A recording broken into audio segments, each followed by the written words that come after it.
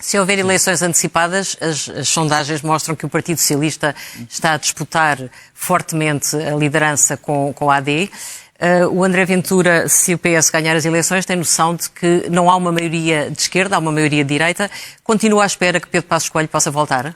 Isto eu não sei, é com o PSD. Nós temos tido sondagens de todos os tipos. Temos umas que o Chega está à frente da AD, outras a AD está à frente do Chega, com uma nota negativa de facto, que é o PS parece estar a descolar nessa lógica. E isso é negativo e nós temos que combater isso. Mas não pode ser a todo o custo. Não é ao custo de branquear a corrupção, ou de branquear os conluios, ou de branquear o amiguismo.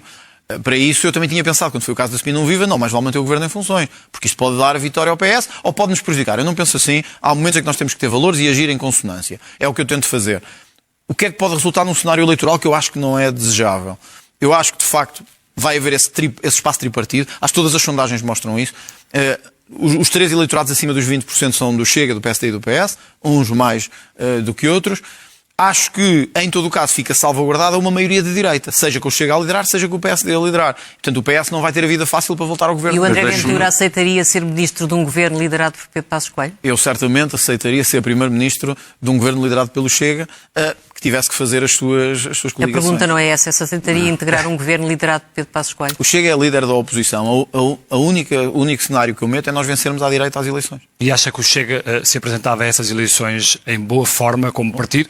Porque vimos agora nas recentes eleições distritais muitas divisões internas. Aliás, uma espécie de guerra entre Pedro Pinto e Bruno Nunes.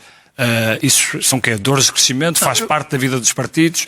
Ou acha que isso fragiliza um pouco o Chega numa ida a eleições? Acho que eu, como disse, tive a oportunidade de falar com todos os presidentes distritais eleitos, todos, nas distritais maiores e nas mais pequenas, todos me transmitiram que, independentemente das suas digamos, divergências locais, é preciso ter noção disto. Chega hoje um partido com quase 100 mil militantes. É impossível um partido com 100 mil militantes ser unanimista. Não há. Há diferenças, há pessoas que pensam diferente e ainda bem. É a democracia. O André Ventura já não é unânime no partido, é isso? Não sou unânime, nem quero ser. Eu não sou o Kim Jong-un, nem quero ser. Eu sou um democrata, gosto de eleições e gosto que o partido decida se quer que eu continue. Mas ainda é a cola do partido? De todo o partido? Eu ia lhe dizer, todos, claro que vamos ter um congresso em novembro, isso pode mudar, como sempre, mas todos me transmitiram a unidade face ao projeto que temos de levar o Chega a governar Portugal e todos manifestaram o seu apoio. Repare, até nos nomes que referiu, todos os que se têm referido, até como possíveis sucessores, quando eu sair.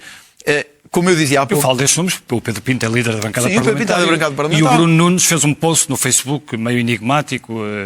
Quer o Pedro Pinto, quer o Bruno Nunes, que eu conheço bem, tenho a certeza disto que estou a dizer, estão unidos em ganharmos as próximas eleições juntos. Não há um sinal no partido de divergência a nível da sua, digamos assim, do caminho que estamos Mas é mais difícil fazer listas quando tem... Os deputados já não são presidentes das distritais, quem as ganhou vai querer ser deputado nas próximas eleições. Paulo, como disse, um partido com 100 mil militantes e um partido que se torna o segundo maior da democracia não pode querer funcionar como quando tinha um deputado, ou quando tinha 12 deputados. Evidentemente o partido cresceu, evidentemente tem lógicas diferentes. Nós estamos a perguntar se assume que isso é uma dificuldade para... Eu gosto de um partido assim. Eu vim do PSD, onde havia vivacidade, divergência, pluralismo. Eu gosto dos partidos assim. E quando é que o país vai começar a perceber e a ouvir o seu governo sombra, o seu ministro sombra, que nunca mais sai da toca? Só dizer isto. Não, temos tido várias reuniões, até têm falado muito, ainda recentemente o ministro sombra da Educação esteve ao meu lado precisamente a criticar aquilo que aconteceu, o caos nos exames. Deixa-me só dizer isto da reforma laboral. É verdade que nem todos concordaram com a decisão que foi tomada de não viabilizar o Código Laboral. Mas seria exigível... Isso foi evidente nas imagens da bancada, não é? Eu não sei se foi evidente ou não, mas eu sei porque falei com muitos. Mas é exigível que um partido pense todo da mesma forma? Que partidos é que estamos a... Vocês aqui na SIC pensam todos da mesma forma? Não, mas numa bancada parlamentar normalmente há disciplina e... Não, mas houve disciplina, não houve ninguém que votou contra. Agora, pensam diferente.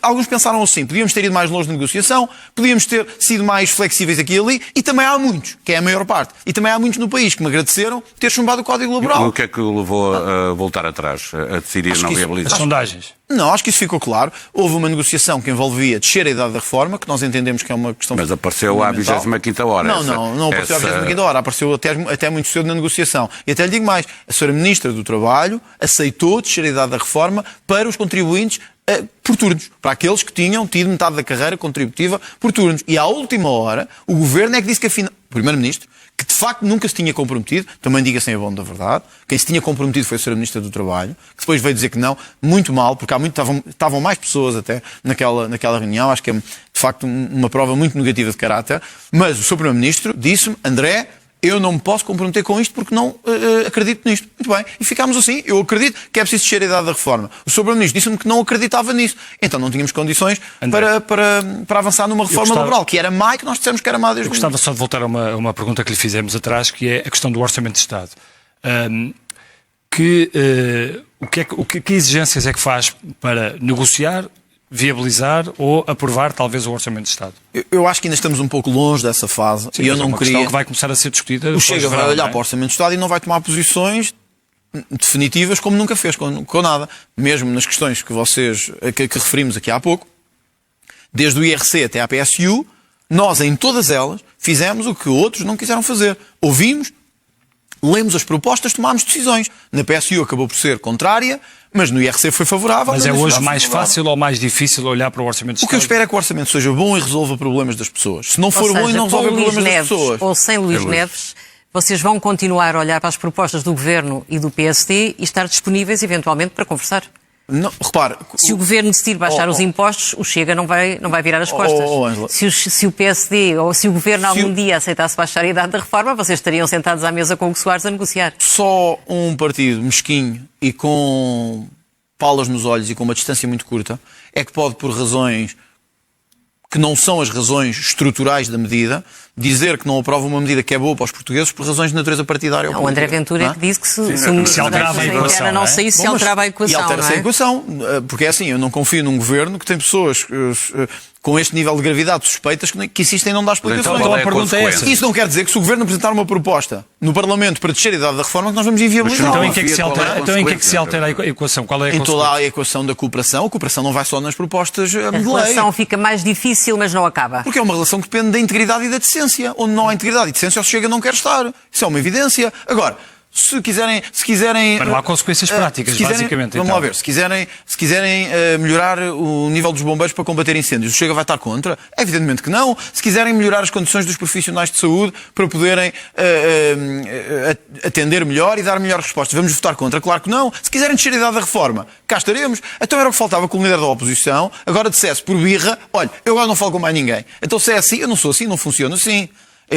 O Chega tem a responsabilidade perante 1,5 milhão de pessoas de ser a sua voz no Parlamento, no país, de levar a cabo medidas que são boas para a ver como faz na carta ao Primeiro-Ministro. O eleitorado de direita não lhe aceitaria outra coisa. Sabe que quando foi isto, eu volto ao caso da Spinum Viva. Quando foi o caso da Spinum Viva, disseram-nos, olha, que o eleitorado de direita nunca vai aceitar. Só vocês se juntarem com o PS e derrubarem o governo. E passámos de 50 para 60 deputados. Tornámos-nos os líderes da oposição.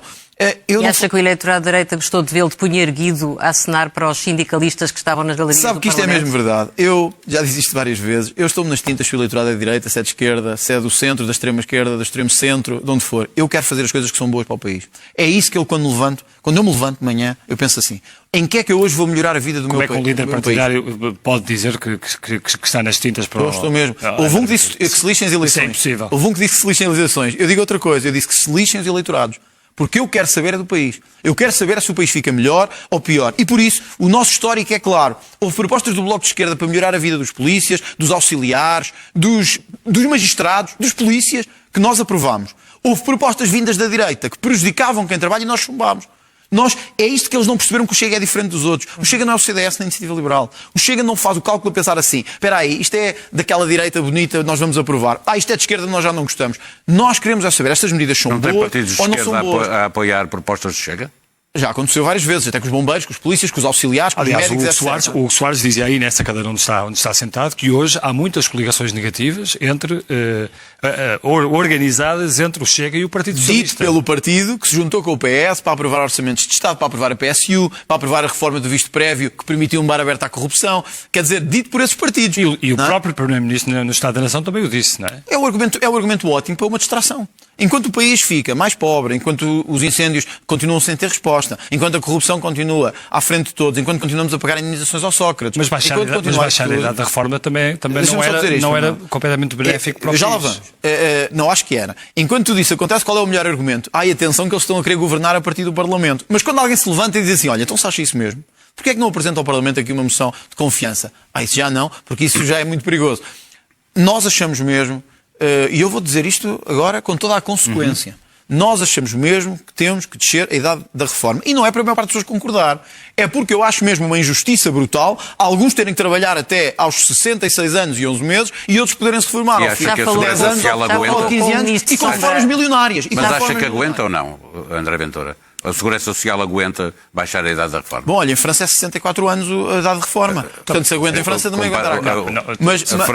A França está com problemas de financeiros mas olha, graves. sabe qual é o salário mínimo em França? Sabe quanto é que se ganha em França por trabalhar? Portanto, já nem vou... Então, se querem sair de França, vamos à média da idade da reforma na Europa. A média da idade da reforma na Europa é de 64 pontos. Mas tem que pensar na situação da Segurança Social em Portugal. Já falou com o Ministro de Sombra do Chega para estas áreas para ouvir a opinião dele? Vamos lá à questão de fundo. A Segurança Social tem um saldo positivo muito assinalável nos últimos anos. Não estou a dizer que isso tem que ser tudo usado para a descida da idade da reforma, mas é importante que esse saldo de 4 mil milhões de euros, 4 mil milhões de euros positivo, possa ser usado a beneficiar as próprias pessoas que trabalham em Portugal, que são portuguesas, e não aqueles que acabaram de chegar. É importante que quem cá trabalhou a vida toda sinta que não tem que trabalhar até morrer para continuar a sustentar o Estado. Portanto, nós entendemos, e até fizemos as contas, apresentámos-las ao Governo, estávamos dispostos e estamos a uma mudança gradual da descida da idade da reforma, que é uma coisa que vá sendo, pode começar pelos trabalhadores por turnos, pode ir evoluindo para uma descida para os 66 anos, depois para os 65, mas garantindo uma coisa essencial. Se isso fosse possível, acha que os outros partidos bloqueavam esse tipo de medida, que é eleitoralmente, obviamente, bastante simpática? Olha, não sabe o que é engraçado aqui? É que quando a medida surgiu, todos disseram que era um erro político. Todos. Um erro político, isto não é de direita, isto é uma coisa que nem à esquerda isto lembra. Quando começaram a ver os números do que é que as pessoas achavam verdadeiramente, agora é que se diz assim, afinal é uma coisa que as pessoas gostam. Não, mas a questão não é o que as pessoas gostam, é que a reforma financeira de Tanto muitos jovens que diziam que os jovens estavam todos contra isto, afinal não estão. Porque é que está num país que tem que trabalhar até aos 90 anos e a receber miseravelmente? Aos 90 anos. O André Ventura... Estou a dizer que se não pararmos isto, um dia vamos até aos 90 anos a trabalhar. Quer dizer, se estivermos sempre a dizer assim... Se vivermos até aos 120 é possível. Sim. Pronto, mas acha bem. Acha bem que vamos até aos 90 anos. Quer dizer, eu acho que não. Altera o fator de sustentabilidade, não é? Mas o erro está aí. É que hoje o fator de sustentabilidade é mesmo o erro. Hoje, quem se reformar cumprindo as regras todas, desde a idade jovem, trabalhou os 40 anos sempre, pagando os seus descontos, chega aos 66 anos e 11 meses, hoje, com o fator de sustentabilidade, é penalizado em 20%.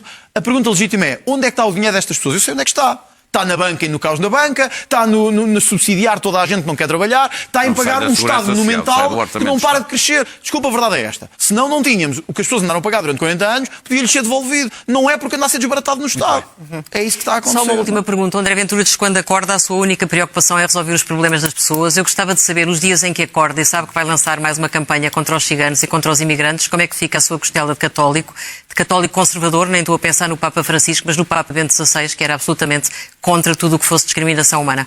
Todos os dias, quando eu acordo, eu penso nos milhões de portugueses que também estão a fazer o mesmo e estão a ir trabalhar para sustentar um Estado pária e um conjunto de pessoas que há anos vivem desses subsídios do Estado. E quando me levanto a pensar no esforço que essas pessoas estão a fazer todos os dias para, com os seus salários miseráveis, com as suas pensões miseráveis, com as suas vidas miseráveis, continuarem a pagar a um conjunto de pessoas que se recusam a trabalhar, que não querem contribuir para a sociedade, ou alguns que acabaram de chegar e já têm direitos que eles nunca tiveram, eu acho que isso é até a coisa mais cristã que pode haver. Porque é o princípio fundamental de uma sociedade, que é ninguém viver de privilégios que os outros não têm. Isto dava para uma longa discussão e uma outra entrevista. Uma longa conversa. Fica para outro dia, André Ventura. Muito